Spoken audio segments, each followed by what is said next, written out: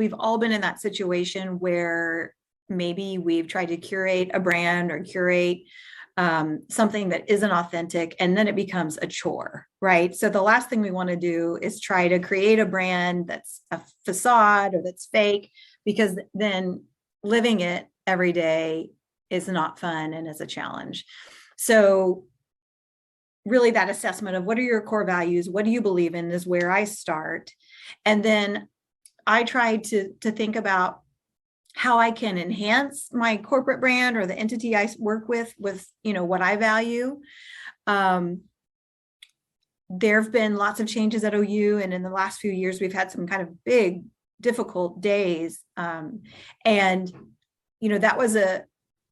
it's easy to have an alignment with your corporation or your entity when things are going really well, but when things are challenging, it can be difficult. And so that's where I have to say my core values are respecting, appreciating, valuing everyone. I believe in time and energy and effort to secure funds that are going to help the next generation secure degrees, which are going to change lives.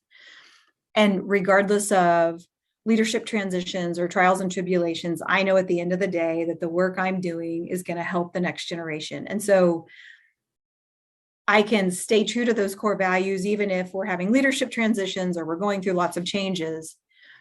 I would think as a small business owner, you as a founder get to craft your organization, and you can inform the values of that organization, which may make it a lot easier for you to align immediately, right? If it's literally something that you're creating and designing, it may be that a big part of the people, the reason people come to you and want to work with you is because of not only the product you make, but the Sue that you are, Sue Ringus, because you're pretty awesome.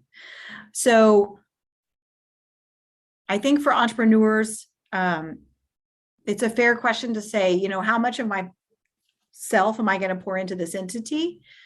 But then we have this very, real issue of then when, Sue, you're ready to someday sell your company because you've made it so successful and you're ready to move on, and, an investor comes along and they want to buy the company, then there's the big question of, will the company succeed if Sue's not there, right? Because she's so much a part of this entity. So we have to be really thoughtful and calculated about how much of our personal brand we associate with our corporations. I also think it's really easy on the other spectrum to get so lost in a corporate brand that then you lose oneself. I have a dear friend who was an executive for decades with the Target company, and we kind of knew him as the Target guy. And then when he left Target, you had to kind of start over. And so